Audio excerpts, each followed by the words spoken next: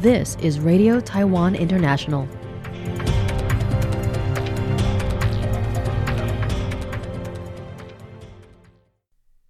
Welcome to the news on Radio Taiwan International.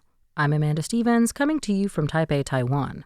We begin with a look at today's top stories for Friday, December 12th.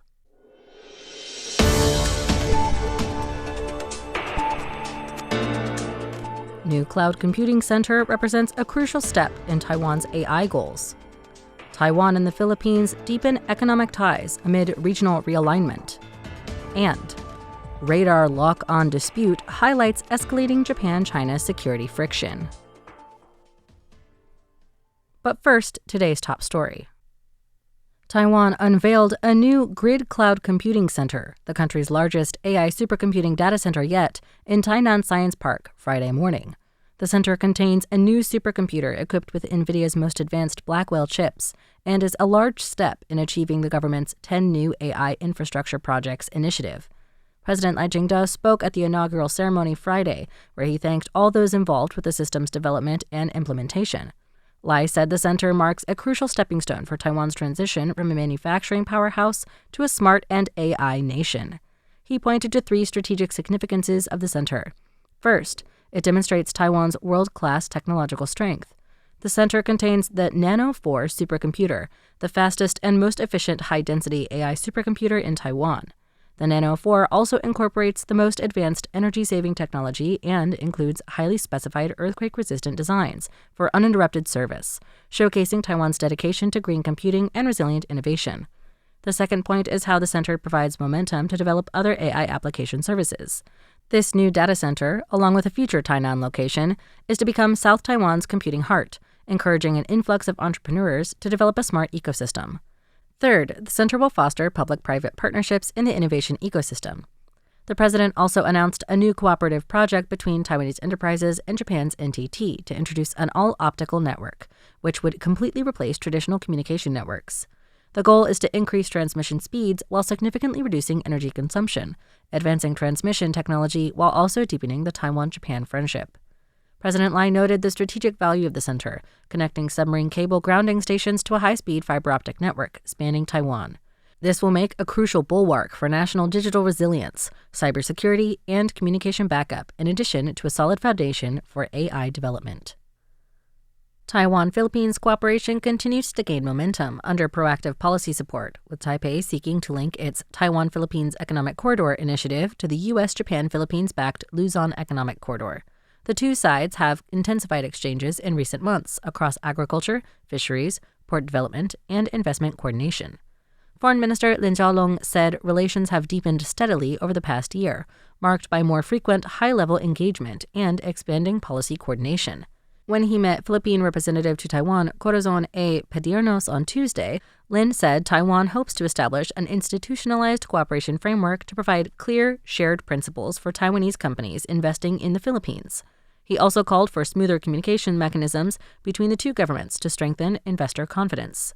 Lin has repeatedly emphasized aligning the Taiwan-Philippines Economic Corridor with the Luzon Economic Corridor, including through cooperation with Japan. He said such linkages would help ensure the First Island chain is not only a security framework, but also an economic, technological, and trade network that enhances regional resilience. Japan publicly disclosed details of a radar lock-on incident involving Chinese fighter jets, marking a shift toward greater transparency in handling military encounters with China. Japan's defense ministry has taken the unusual step of publicly disclosing details of a recent encounter between Japanese and Chinese military aircraft, signaling a shift in how Tokyo handles incidents involving China and highlighting rising regional security concerns. The ministry said Chinese J-15 fighter jets launched from the aircraft carrier Liaoning repeatedly and intermittently directed fire control radar at Air Self-Defense Force F-15 fighters over international waters southeast of Okinawa. Radar illumination is widely regarded as a pre-attack action, and Japanese officials describe the conduct as dangerous and beyond what would be required for normal flight operations. Defense Minister Shinjiro Koizumi said Japan could not determine the intent of the Chinese aircraft, but stressed that repeated radar lock-ons would not be necessary if the purpose were merely search or monitoring.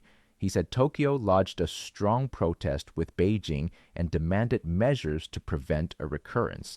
China rejected Japan's account. PLA Navy spokesperson Wang Shuimeng said Japanese self-defense force aircraft repeatedly approached and interfered with Chinese training activities in designated air and sea zones east of the Miyako Strait, endangering flight safety. He urged Japan to stop what he called smearing and slander and warned that China would take necessary measures to safeguard its security and lawful rights.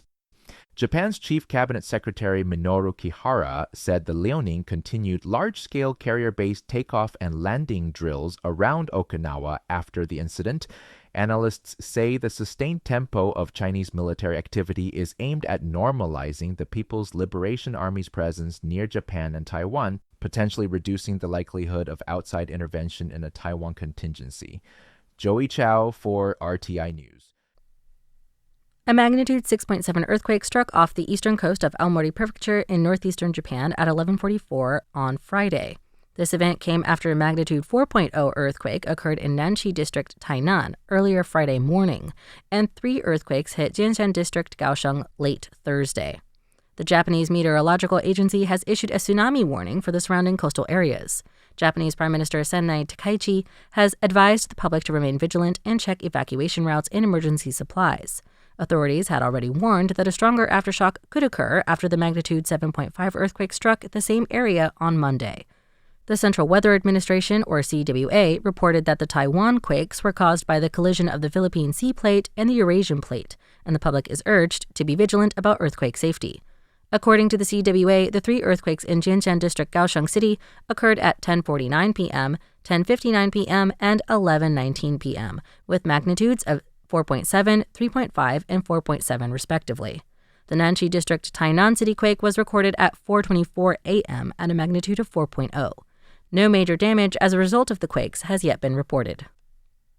The National Police Agency's Criminal Investigation Bureau, or CIB, announced on November 4th an order to suspend access to the social media app Xiaohongshu, or Red Note, for 1 year.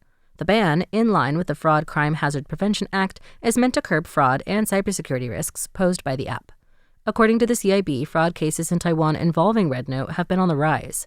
Statistics show since 2024, Red Note has been involved in 1,700 fraud cases, resulting in financial losses of as much as 247.7 million NT dollars, or $7.9 million US dollars, for the public.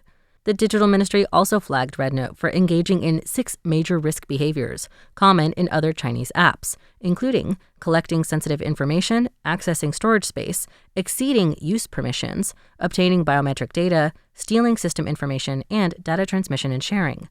Cabinet Anti-Fraud Command Center head Ma Shiyan emphasized that all digital platforms and apps providing services in Taiwan must comply with Taiwanese regulations.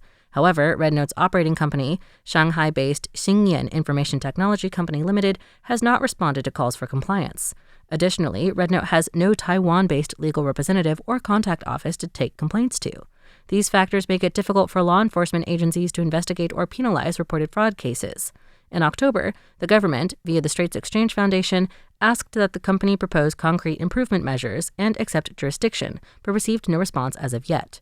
For now, the Interior Ministry recommends the public not download the app, and for those who have, to cease using it immediately and uninstall it to protect their personal data and usage records. The government will continue to monitor whether businesses respond and comply before taking further action. The government also urges platforms to fulfill their social responsibility and completely stop publishing Red Note advertisements. Thanks for joining me for the news.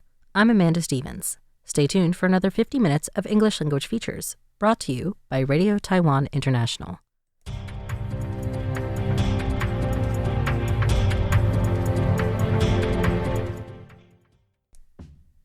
Cash for everyone. The government is giving out 10,000 NT dollars. It's easy to claim. Choose direct deposit, ATM, or post office. Check details at the official website 10,000.gov.tw or 10000.gov.tw or call the free hotline at 1988. Stay alert. Don't trust unknown sources. This advertisement is brought to you by the Ministry of Finance.